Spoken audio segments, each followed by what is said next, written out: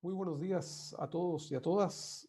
En primer término quisiera agradecer a los organizadores de este noveno Encuentro Mundial del Cerezo. En esta oportunidad me ha correspondido hablar de manejo eficiente del nitrógeno en cerezo bajo el contexto de cambio climático. Vamos a partir comentando, ¿cierto?, cuáles son los desafíos que tiene la agricultura del siglo XXI. Primero, hay una demanda creciente de alimentos a nivel mundial. Estamos en presencia, por supuesto, del cambio climático. Desafortunadamente, los suelos están bastante degradados. Hay una pérdida de biodiversidad. Muchos suelos están contaminados, lo mismo que el aire y el agua. Hay una disminución de la población rural. Por supuesto, eso afecta directamente al cerezo. Y finalmente tenemos una sociedad muy empoderada que demanda alimentos inocuos y saludables que se produzcan de manera sustentable. Ahora, si miramos el tema del cambio climático en Chile, claramente está afectando a la producción de muchos cultivos y en particular al cerezo. Este es un estudio recientemente hecho por el Ministerio de Medio Ambiente, donde se aprecia el riesgo en la producción de cerezo en diferentes zonas de Chile. El color rojo, el número 3, es riesgo alto para producir cerezo y cuando tenemos un valor negativo de -1 significa una oportunidad.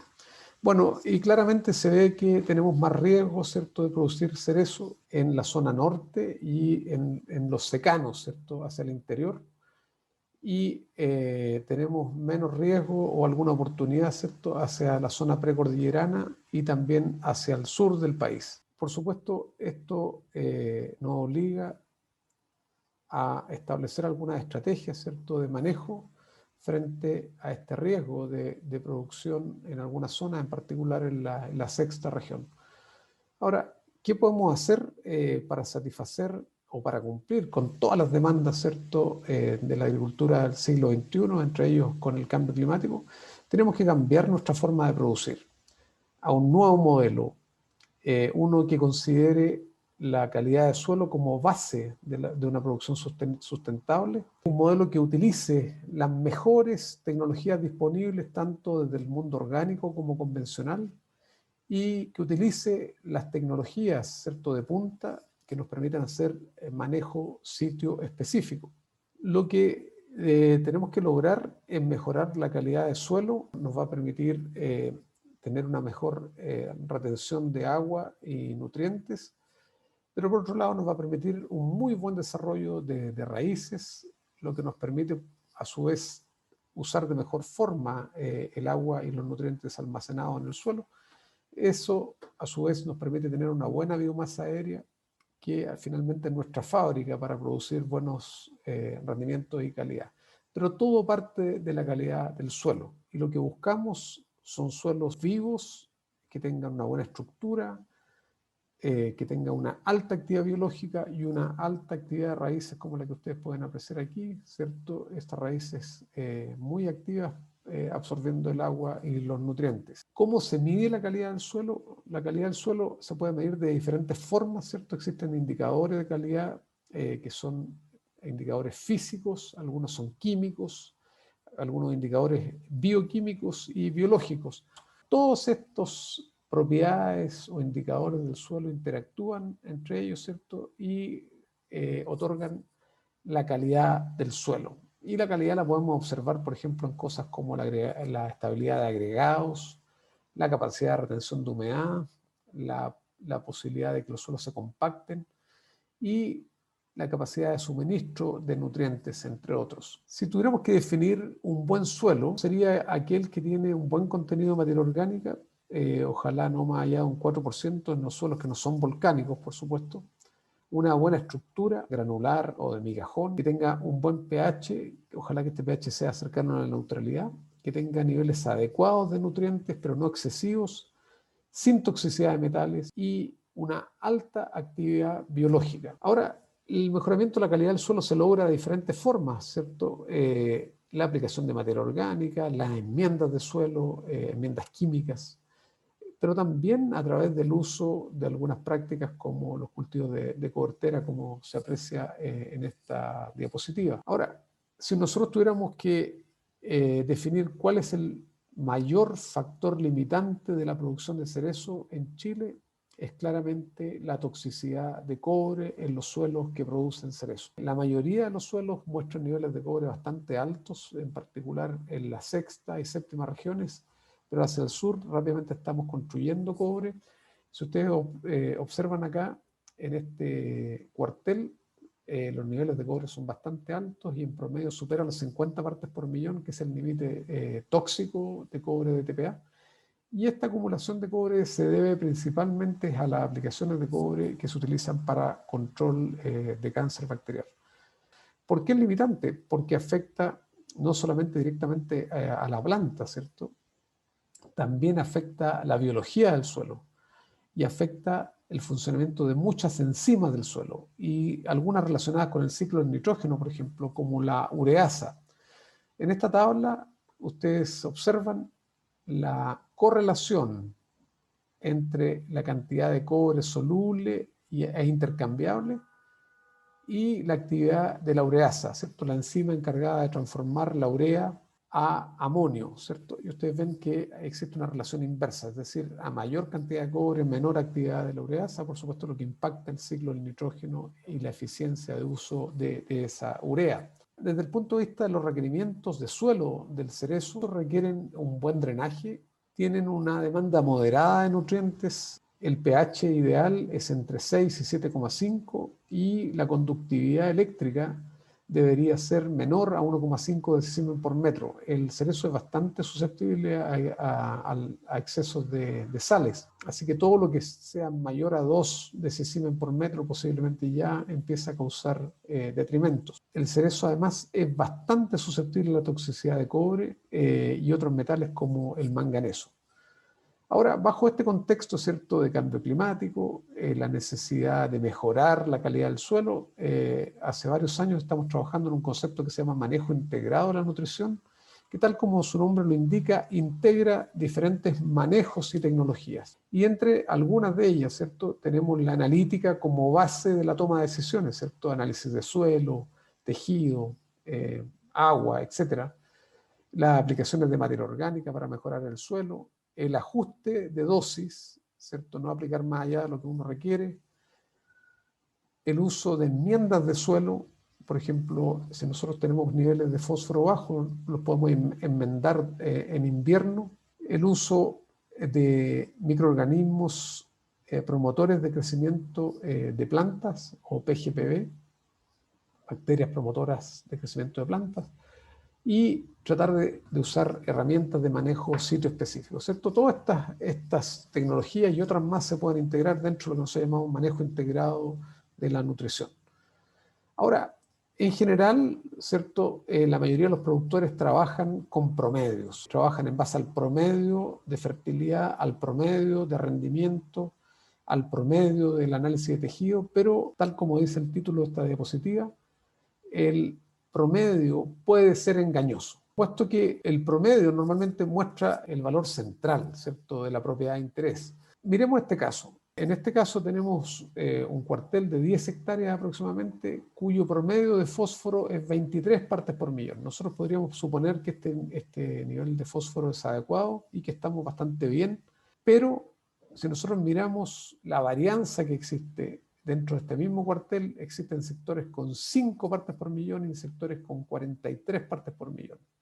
Ahora, si nosotros mapeamos esta información, nos damos cuenta que alrededor de un 30% de este cuartel tiene niveles de fósforo deficientes, ¿cierto? Menos de 20 partes por millón en este caso.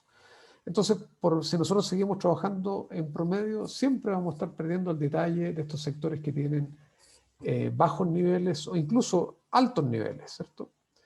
Por lo tanto, tenemos que tender hacia el manejo sitio específico y para ello tenemos que apoyarnos en la tecnología y han aparecido muchos sensores proximales de suelo que nos permiten mapear el suelo de manera detallada. En este caso les quería mostrar una de las últimas tecnologías que está disponible, que es un sensor de radiación gamma, que mide básicamente la radiación gamma de algunos isótopos en el suelo, y con esto nos permite mapear la mayoría de las propiedades físicas y químicas del suelo. Esto se puede hacer previo a la plantación, como ustedes ven en este caso, o también después de plantado, ¿cierto? Con esto se obtienen mapas detallados de las propiedades del suelo y nosotros podemos después focalizar los manejos. Podemos hacer aplicaciones sitio específicas, ¿cierto? Tanto antes de plantar como en huertos en producción, ¿cierto? En cuyo caso las enmiendas se hacen en invierno y podemos aplicar todo tipo de enmiendas. En esta fotografía se muestra la aplicación sitio específica de yeso antes de plantación.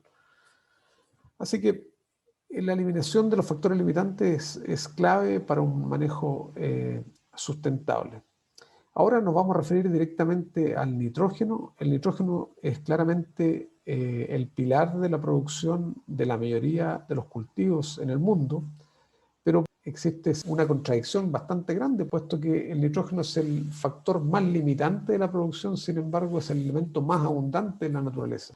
Ahora, el nitrógeno a nivel de los cultivos tiene un rol estructural, es componente de proteínas y por tanto enzimas, componente de la clorofila, de los ácidos nucleicos, y a nivel agronómico tiene numerosos efectos en el crecimiento de hojas, de brotes, en la calidad de la fruta y también en la tolerancia o la susceptibilidad de las plantas.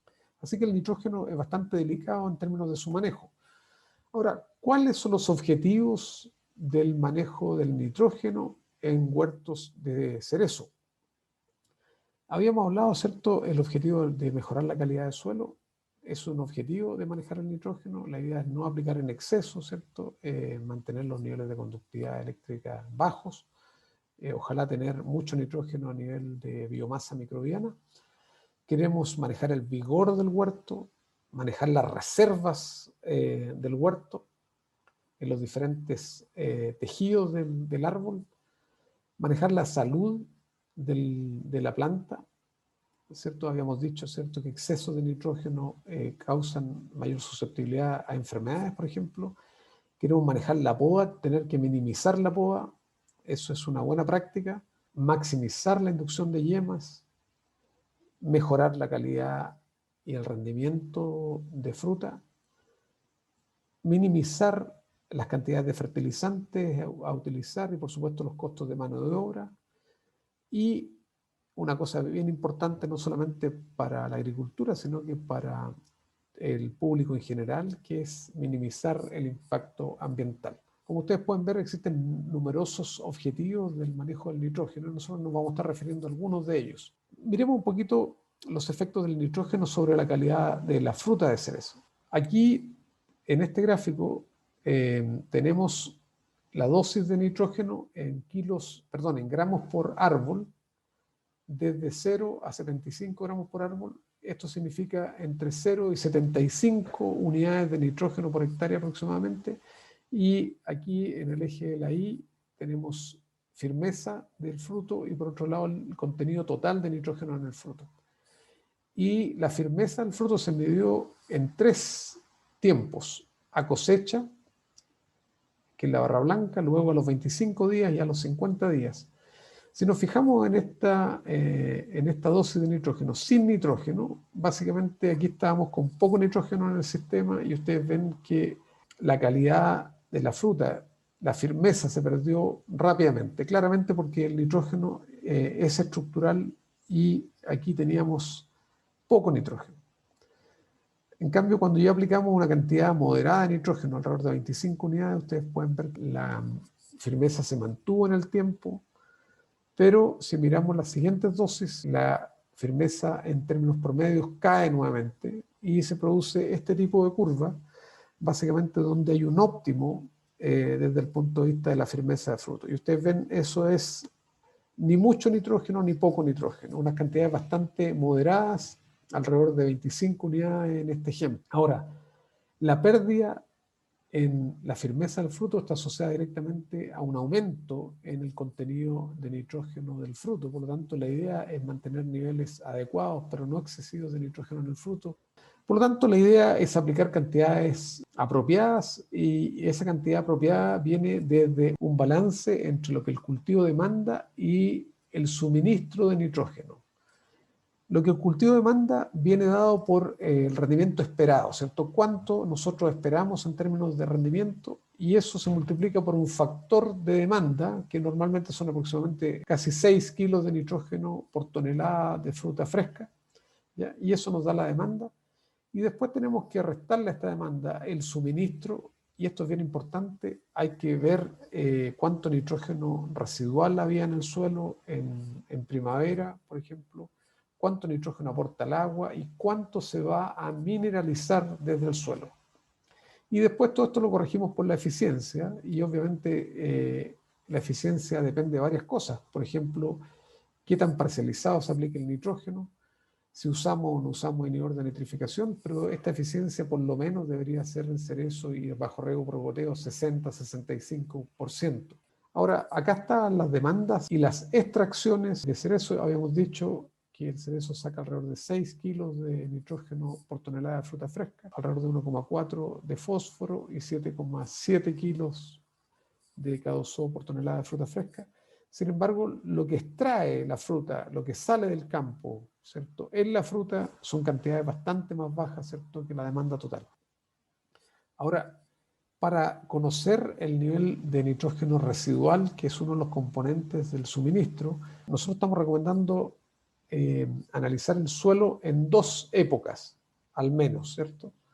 Una a salidas de invierno, donde nosotros tenemos que pedirle al laboratorio que nos dé el nitrato y el amonio, ¿cierto?, por separado, el nitrógeno residual que llamamos, y nosotros hacemos nuestro plan de fertilización, ¿cierto?, aplicamos en primavera, y posterior a la cosecha volvemos a hacer un análisis de nitrógeno residual, porque es muy probable que por temas de mineralización de nitrógeno, más lo que nosotros aplicamos en primavera, las cantidades a aplicar de post cosecha sean mucho menores a las que nosotros habíamos proyectado.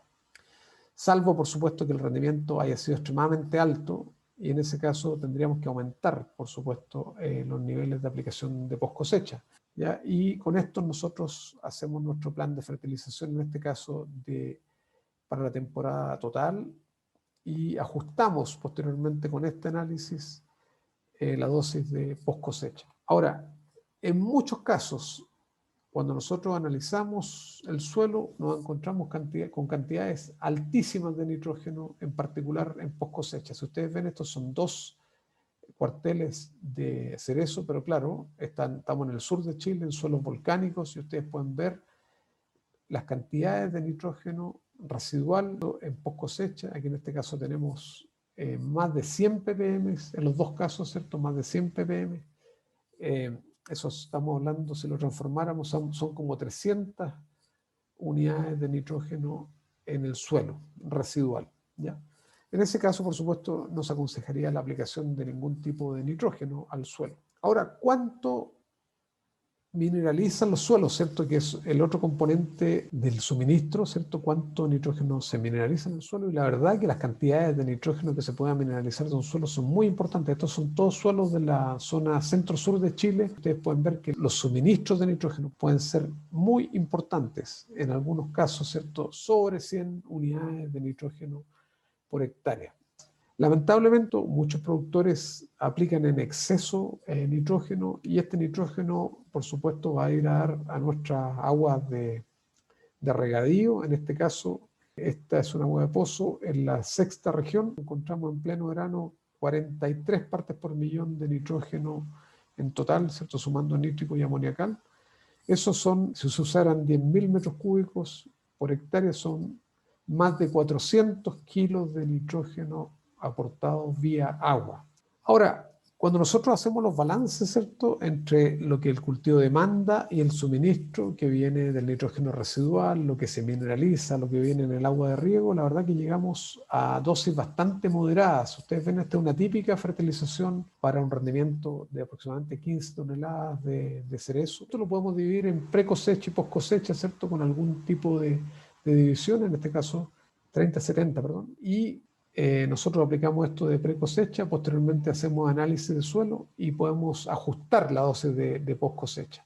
Y la podemos ajustar de la siguiente forma: como después de cosecha ya conocemos el rendimiento real, podemos conocer por lo tanto la demanda real. A esta le descontamos lo que se aplicó en pre-cosecha, lo que había residual después de cosecha, y se estima lo que se va a mineralizar en el resto de la temporada.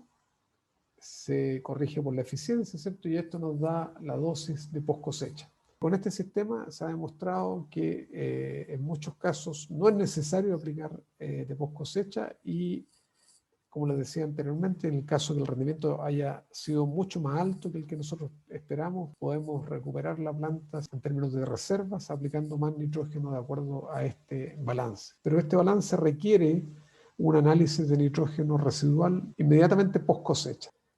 Nuestra idea, y a esto deberíamos apuntar, es que la mayor cantidad del nitrógeno que utiliza el cultivo de cerezo venga desde el suelo, ¿cierto? Acuérdense que la materia orgánica del suelo se mineraliza por acción microbiana y genera amonio, y este amonio posteriormente se transforma a nitrito y a nitrato a través de un proceso que se llama nitrificación. Ahora, ¿dónde están las principales pérdidas?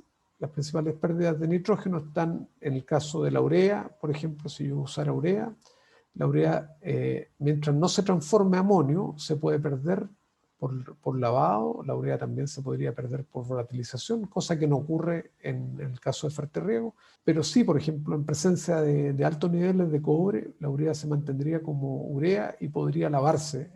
Ahora, las principales pérdidas se producen por lixiviación del nitrato y por un proceso que es de origen también microbiano, que es la denitrificación. Básicamente, bajo ausencia de oxígeno, los microorganismos respiran el nitrato, ¿cierto? Y este se pierde en forma gaseosa, ¿ya?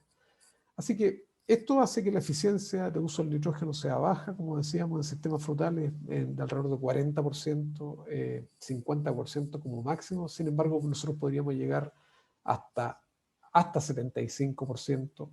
Si llegamos a un 65% sería bastante bueno. Entonces nos vamos a focalizar en esta parte del ciclo del nitrógeno, ¿cierto? Que busca preservar el nitrógeno que se mineraliza desde la materia orgánica, evitando, por supuesto, las pérdidas.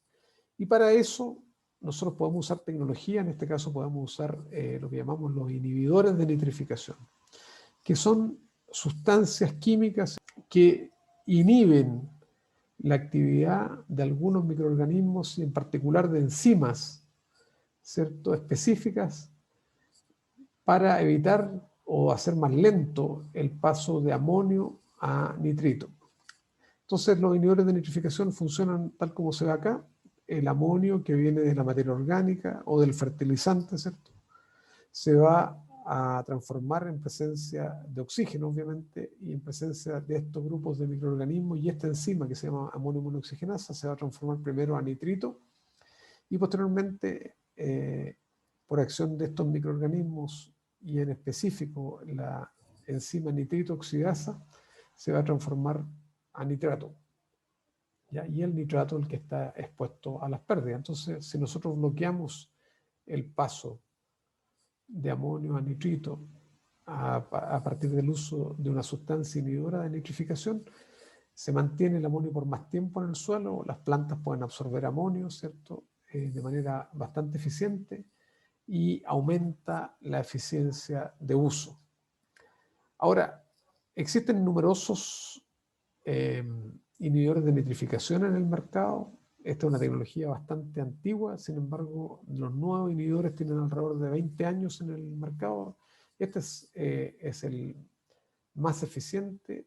La sustancia se llama 3,4-dimetilpirazol-fosfato, y si ustedes pueden ver acá, aquí están las recomendaciones del ingrediente activo en litros por hectárea de ingrediente activo, ¿cierto? De acuerdo al nivel de materia orgánica y el nitrógeno, el amonio más bien residual del suelo. Por ejemplo, si tenemos un suelo que tiene un 1% de materia orgánica y 20 ppm de nitrógeno residual deberíamos aplicar alrededor de 1 litro por hectárea, ¿cierto? En cambio, estos que están abajo serían suelos volcánicos, donde tendríamos que aplicar hasta 2,4 litros por hectárea si tuviéramos, por ejemplo, 30 partes por millón de amonio residual. Con esto lo que estamos haciendo que el nitrógeno que se mineraliza desde la materia orgánica, más el nitrógeno, en este caso amonio residual que había en el suelo, tengan una alta eficiencia. Esto nos ha permitido en muchos casos aplicar cero nitrógeno. Hay muchos huertos en Chile que están funcionando solamente con el nitrógeno que es capaz de aportar el suelo, que como vimos anteriormente pueden ser cantidades muy importantes. Ahora, cuando usamos inhibidores de nitrificación tenemos bastantes ventajas. Primero, el aumento en la eficiencia, ¿cierto? Aquí en este gráfico tenemos la aplicación de diferentes dosis con un producto nitrogenado con inhibidor de nitrificación desde 0 hasta 100 unidades, ¿cierto? Y tenemos la comparación con urea también a 100 unidades.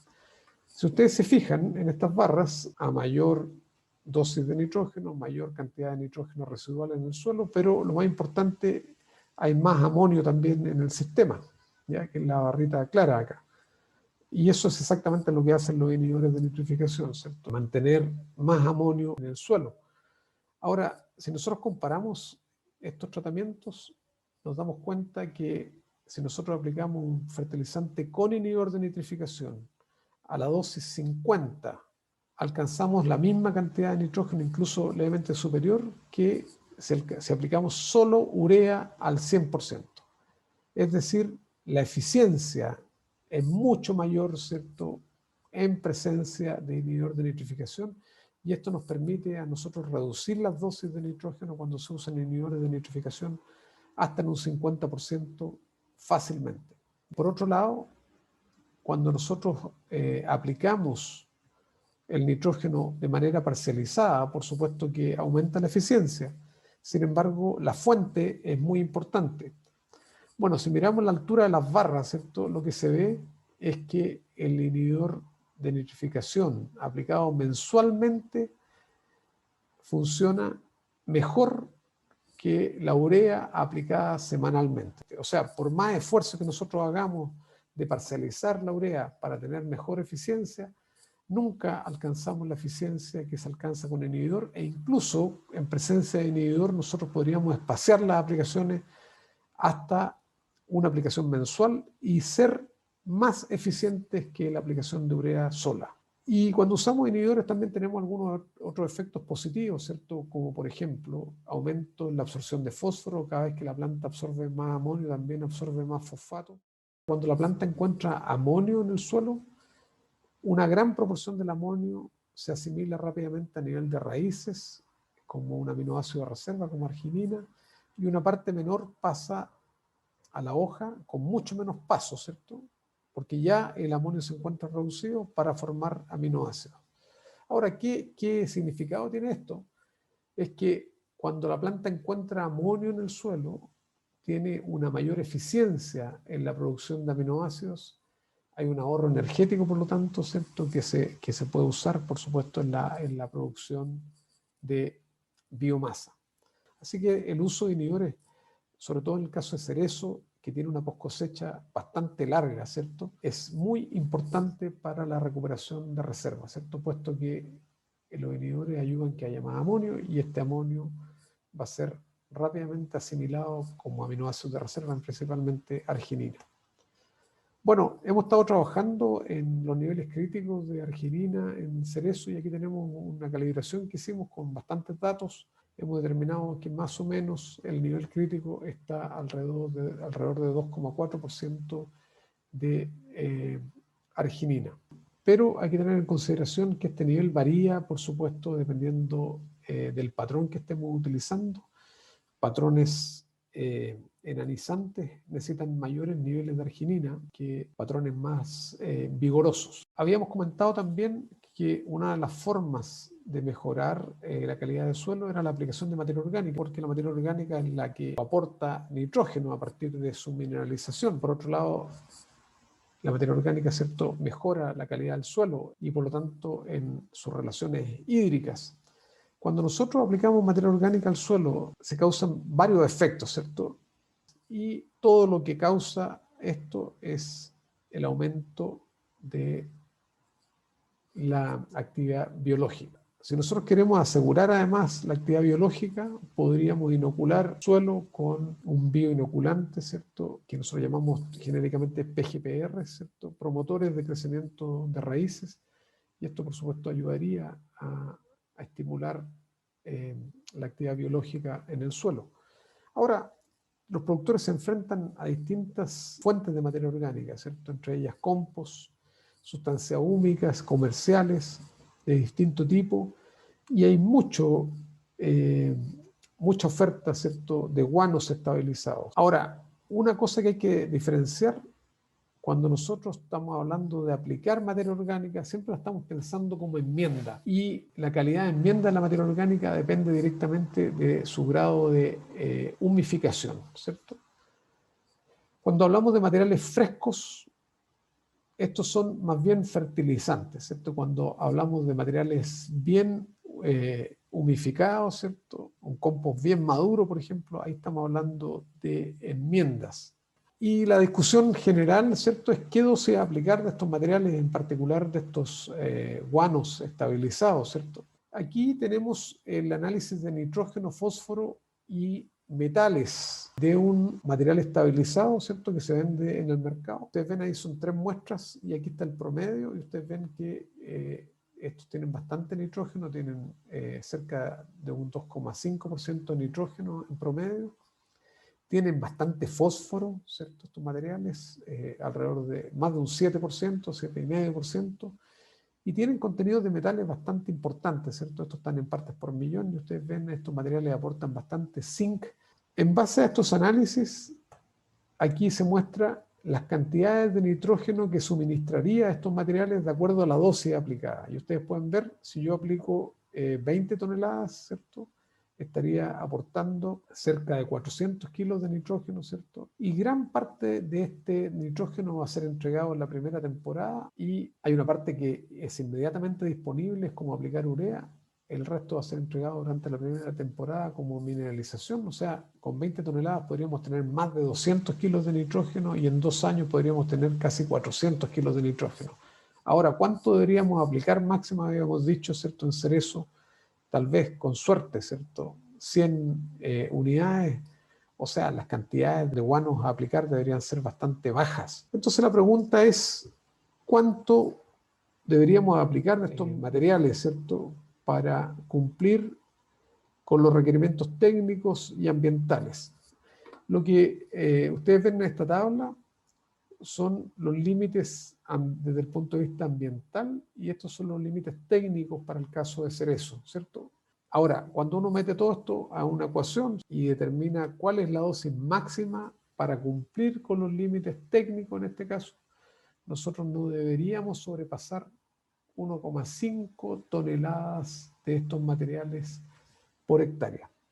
Ustedes ven, es una cantidad bastante más baja de lo que se está aplicando hoy día. Pero esto es necesario no solamente desde el punto de vista del aporte de nitrógeno, sino que también desde el punto de vista de la acumulación de metales. Entonces el mensaje es aplicar cantidades bajitas de estos materiales, puesto que se trata de materiales que no están muy humificados y por lo tanto se consideran más fertilizantes. Y cada vez que nosotros aplicamos materia orgánica al suelo, inmediatamente se produce un aumento en la actividad biológica.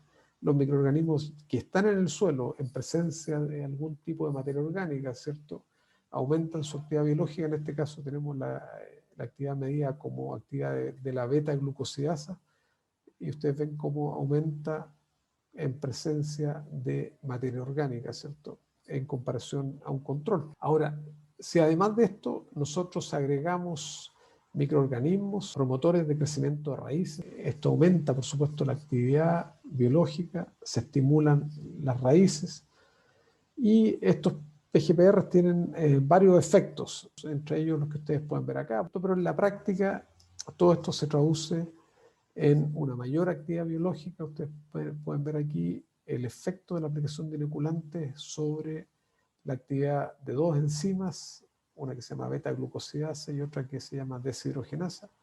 Siempre en presencia de inoculante hay mucho más actividad. Y a nivel agronómico, el efecto es notable, ¿cierto?, en términos de mayor densidad de raíces. A medida que nosotros aplicamos carbono y aplicamos inoculante, la actividad de raíces aumenta y ahí tenemos, por ejemplo, plantas jóvenes de cerezo con una actividad de raíces, pero impresionante. Como consideraciones finales, en presencia de cambio climático, un manejo agrícola sustentable parte por el mejoramiento de la calidad del suelo. Y este mejoramiento no solamente debe incluir la parte física, ¿cierto? También debe incluir la parte química, enmiendas químicas y la parte biológica. ¿Ya? Es muy importante, por otro lado, ajustar las dosis de nitrógeno considerando el suministro desde el suelo y todos los potenciales aportes de nitrógeno, por ejemplo, el nitrógeno residual, el nitrógeno que venía del agua, etc. El uso de inhibidores de nitrificación es un manejo muy importante en cerezo. Hay muchos productores utilizando inhibidores de nitrificación. Y finalmente, el uso de materiales orgánicos debe ser el apropiado de acuerdo a las características de cada material. No hay materiales malos, solamente hay malas aplicaciones de estos materiales. Por ejemplo, un guano estabilizado puede usarse, pero hay que usarlo en dosis bastante bajas para evitar sobreaplicación de nitrógeno y otros nutrientes y la acumulación de metales. Muchas gracias y quedo atento a sus preguntas.